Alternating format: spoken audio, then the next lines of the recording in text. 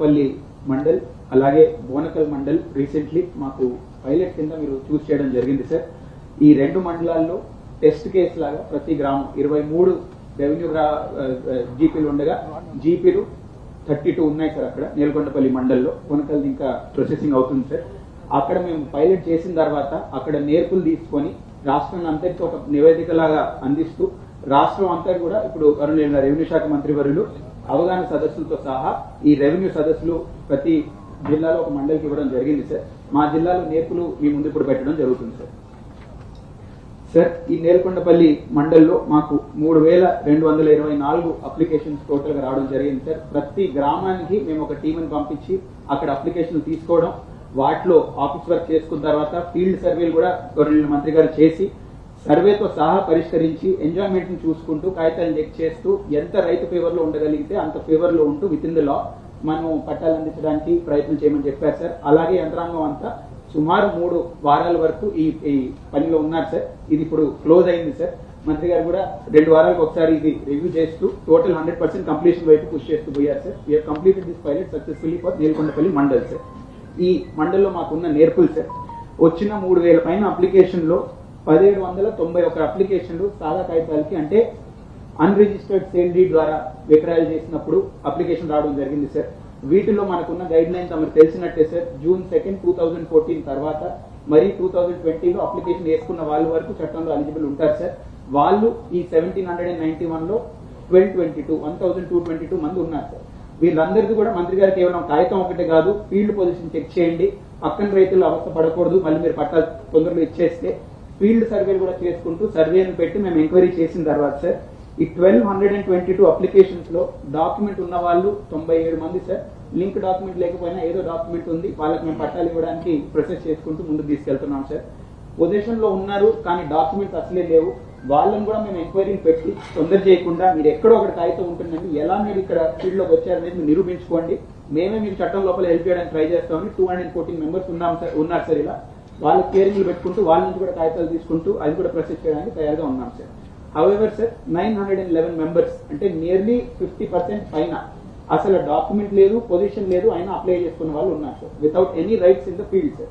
వీళ్ళకి మేము ముందుగానే అయ్యా మీకు ఎటువంటి హక్కు లేదు, మీకు పట్టాలైతే రావు, మీరేమన్నా రేపు నిరూపించుకుంటే అప్పుడు రెవెన్యూ కోర్టులు మళ్ళీ రిటర్న్ వస్తున్నాయి కాబట్టి అప్పటి పని అప్పుడు చూస్తాం, కానీ today you will not get papers అని చెప్పడం జరిగింది సార్. వాళ్ళు కూడా వాటిని ఒప్పుకొని మేము ఫీల్డ్ లో లేమయ్యా మేము చూస్తామయ్యా తర్వాత చూస్తారని ఆపెట్టారు సార్. ఇది recording 1791 applications which have come for సాదా బైనామా సార్. దీంతో సహాయమే సార్ 1433 1433 అప్లికేషన్లు ఇతర కేటగిరీలో మనం తీసుకోవడం జరిగింది సార్. దీంట్లో దాదాపు 80% సర్వే నంబర్ విస్తీర్ణం పైన, సర్వే నంబర్ పాస్బుక్ లో ఎక్కలేదని, లేకపోతే నేను కబ్జాలో ఉన్నది ఒక చోటు, లేదు నాకు పట్టా ఉన్నది ఒక చోటు అని వచ్చిన కంప్లైంట్ సార్. అవన్నీ అక్కడ చూపించడం జరిగింది సార్. వీళ్ళు ముగ్గురికి పరిష్కారం చేయాలంటే ఫీల్డ్కి వెళ్ళి చెక్ చేసే అవసరం ఉండింది సార్. సర్వేయర్లందరూ ఫీల్డ్కి వెళ్ళి వాళ్ళ కన్నీళ్ళు వాళ్ళే చూపించిన తర్వాత, వాళ్ళ హద్దులు వాళ్ళే చూపించిన తర్వాత పంచనామాలు చేసి ఎంజాయ్మెంట్ చూసుకుంటూ ముందు నోటీసులు ఇవ్వకుండా చేసిన మార్పులు పద్ధతిగా కాకుండా నోటీసులు ఇస్తూ ఎంక్వైరీ పెట్టుకుంటూ ప్రొసీజర్ పరంగా ఆర్డర్లు ఇస్తూ ప్రొసెస్ చేయడం జరిగింది సార్. ఈ కేటగిరీలు అన్నిట్లో మనం చూస్తే 299 files we have been able to approve sir. 1134 for various reasons reject చేయడం అయింది సార్. రిజెక్షన్ కారణాలు కూడా పెట్టడం జరుగుతుంది సార్. మంత్రి గారు ఇచ్చిన ఆదేశాలు తేలిగ్గా తీసుకొని డెస్క్ పైన రిజెక్ట్ చేయకూడదు, ఫీల్డ్కి వెళ్ళి మీరు 2-3 సార్లు చెక్ చేసిన తర్వాత రిజెక్ట్ చేస్తారు, రిజెక్ట్ చేస్తే కూడా కారణాలతో సహా రిజెక్ట్ చేయాలి. రిజెక్ట్ చేసిన తర్వాత వాళ్ళు మళ్ళీ అప్లై చేయకుండా వాళ్ళకి అర్థమయ్యేలాగా చెప్తే వాళ్ళు మళ్ళీ అప్లికేషన్ వేసుకుంటూ ఎదురు చూడరు. లెజిటిమేట్ వాళ్ళదంతా విత్ ఇన్ 2 వీక్స్ పరిష్కరించమని చెప్పడం జరిగింది సార్. పూర్తిగా 299 ప్రాసెస్ చేసుకుంటూ 1134 రిజెక్ట్ చేసే అవసరం వచ్చింది సార్. రిజెక్షన్ కారణాలు కూడా ముందు పెట్టడం జరుగుతుంది sir. Large number of rejections are because అసలు పొజిషనే లేదు, వాళ్ళు ఎప్పుడు రికార్డ్కి ఎక్కలేదు కానీ పాస్బుక్ అప్లై చేసుకుని ఉన్నారు సార్.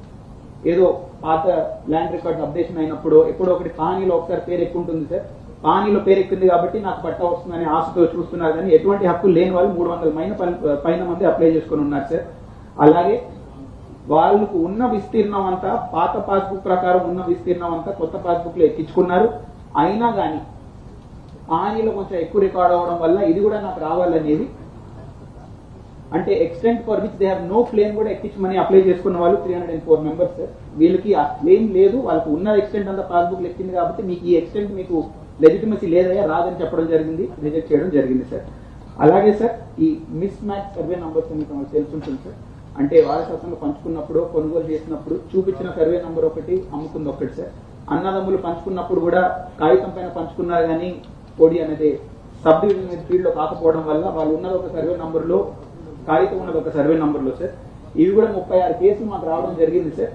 ఇది రీసర్వే అయిన తర్వాతే పరిష్కరించగలం అనేది వాళ్ళందరికీ చెప్పడం జరిగింది సార్. వాళ్ళు సర్వే అయినప్పుడు మేము చూస్తాం సార్ అని ఒప్పుకునే పరిస్థితి ఉంది సార్. మిగతా చిన్న చిన్న అంశాలు గ్రామ కంఠంలో ఇటువంటి జాగాల్లో భూములు ఉండడం వల్ల అవి కూడా రిజెక్ట్ చేయడం జరిగింది సార్. ఏదేదైనా కానీ ప్రతి రిజెక్షన్ కి గట్టి కారణాలు పెట్టి ఆర్డర్లు ఇచ్చి రిజెక్ట్ చేయడం జరిగింది సార్. సార్ ఇవి నేల్కొండపల్లిలో మేము పెట్టుకున్న పైలట్ నుంచి నేర్పులు సార్. బోనస్ సర్వే జరుగుతుంది. కలెక్టర్ గారు మీరు చెప్పిన వాటిల్లో గతంలో కూడా 2-3 టైమ్స్ డిస్కస్ చేసుకున్నాం మనం. సో June 2 నాడు గౌరవ ముఖ్యమంత్రి గారు, సహచర మంత్రులు అందరూ కూడా ఒక ఆలోచన ఉంది. ఏదైతే పేదవాళ్లలో బహు పేదవాళ్లు అసైన్డ్ ల్యాండ్ లో ఎంజాయ్మెంట్ చేస్తూ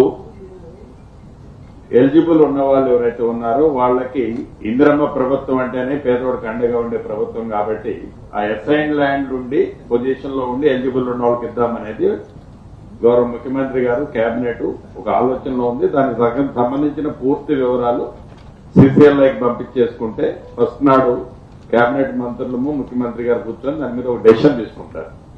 కాబట్టి దాన్ని as early as possible both collectors communicate చేయండి, అవైలబుల్ ఉంటాయి. అండ్ బోత్ కలెక్టర్స్ అంటే కొత్తగా ఇక్కడ మనం కాదు ఒకటి భద్రాద్రిలో మనం కొత్తగా సుజాత నగర్ తీసుకున్నాం, మొన్న బోనకల్ తీసుకున్నాం కదా. వీటిలలో పాసిబిలిటీ ఉంటే పంపించండి, లేకుంటే మళ్ళీ పుష్ చేస్తాం. రష్ లో తప్పు చేయదు. సాదా బైనామాలకు సంబంధించి గతంలో మనం డిస్కస్ చేసినప్పుడు ప్రభుత్వ స్థలాలు లీజుకు తీసుకొని అవి కూడా పాస్బుక్లకు అప్లై చేశారన్నది మనకు కొన్ని ఐడెంటిఫై చేసినాం. అటువంటిది ఎక్కడా కూడా ఒక గజం అటువంటిది ఇవ్వలేదు. దాన్ని క్లియర్ కట్ గా రిజెక్ట్ చేసుకోండి. ఓకే, గతంలో చెప్పినట్టు ఈ 2 పాయింట్లలో ప్రాపర్ గా మీరు యాక్ట్ చేసి మిగతా వాటిని కూడా ఇంప్లిమెంట్ చేయండి. ఆనరబుల్ హైకోర్టు నుంచి ఈ సాదా బైనామాలు రావడంతోనే స్టే వేకెంట్ కావడంతోనే we will dispose that genuine cases. అంతే కదా.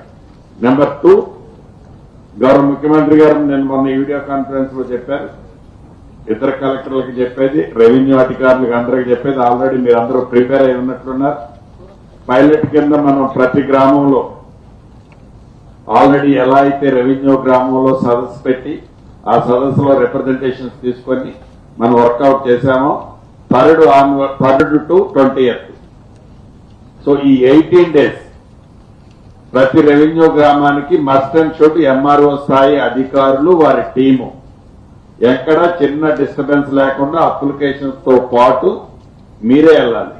మీరంటే ఎంఆర్ఓ స్థాయి అధికారులు అప్లికేషన్ కూడా ప్రిపేర్ చేయండి. ప్రీవియస్ మనకు ఎక్స్పీరియన్స్ ఉంది. ఏదైతే పైలట్ ప్రతి జిల్లాలో ఒకటి చేశాము, మీ జిల్లాలోనైతే 2 చేశారు. మీకు పూర్తి ఎక్స్పీరియన్స్ ఉంది. ఈ ఎక్స్పీరియన్స్ ని ప్రాపర్ గా యూటిలైజేషన్ చేసి ఆ ధరణితో గతంలో ఏవైతే ఇబ్బందులు కష్టాలు పడ్డారో పూర్తి నమ్మకం విశ్వాసం ఈ ప్రభుత్వం మీద రాష్ట్ర ప్రజలకు ఉందో దాన్ని ఈ చట్టం ద్వారా మంచి అద్భుత చట్టం చేసినవని మనం అందరం అనుకుంటున్నాం. అది డెలివరీ చేసే దాంట్లో పైలట్ గా 2 సార్లు కూడా ఎందుకు చేశామంటే చిన్న పొరపాటు కూడా జరగొద్దని కేబినెట్ అంతా పరిపరి విధాలు ఆలోచించి తీసుకున్న నిర్ణయం. కాబట్టి ఇక చిన్న మిస్టేక్ కూడా గ్రామాల్లో జరగొద్దు. రేపు June 3 నుంచి ప్రాపర్ గా దాన్ని గ్రౌండ్కి వెళ్ళాలి. సో డిప్యూటీ సీఎం గారు, కేబినెట్ మంత్రులు అందరం కూడా ప్రతి నియోజకవర్గానికి ఎవరు కన్వీనియంట్ ఉన్న దగ్గర వారికి వెళ్తాం. డిప్యూటీ సీఎం గారు కూడా వారి నియోజకవర్గానికి ఒక డేటు ఇస్తారు. తప్పకుండా ఆ రోజు అక్కడ ఏదైతే మనం ములుగుమాడు గ్రామంలో నక్షాలు లేకుండా 413 గ్రామాలు ఏవైతే ఉన్నాయో ఆ గ్రామాలలో భాగంగా ఎర్రపాలెం మండలంలో ములుగుమాడు గ్రామాన్ని కూడా మనం సెలెక్ట్ చేసుకున్నాం. కాబట్టి ఆల్రెడీ ప్రాసెస్ జరుగుతుంది. కాబట్టి గౌరవ ముఖ్యమంత్రి గారు, ఉప ముఖ్యమంత్రి గారు టైం ఇవ్వడంతోనే అందరం అక్కడికి వచ్చి దాన్ని ఎలా ఏంటి అనేది కూడా చూస్తాం. మెయిన్ వైల్ అడిషనల్ కలెక్టర్ గాని, ఆర్డీఓస్ గాని, ఎంఆర్ఓలు గాని, రెవెన్యూ అధికారులందరికీ స్పష్టంగా చెప్పేది ప్రాపర్ గా ఎక్కడ రైతులకి భూములున్న ఆసాములకి ఇబ్బంది కలగకుండా దాని మీద స్టెప్ తీసుకోండి. What about Kothagudem? సార్ కొత్తగూడెంలో సుజాత నగర్ పైలట్ మండల్ తీసుకోవడం జరిగింది సార్. దీంట్లో 6 రెవెన్యూ విలేజెస్ ఉన్నాయి, 18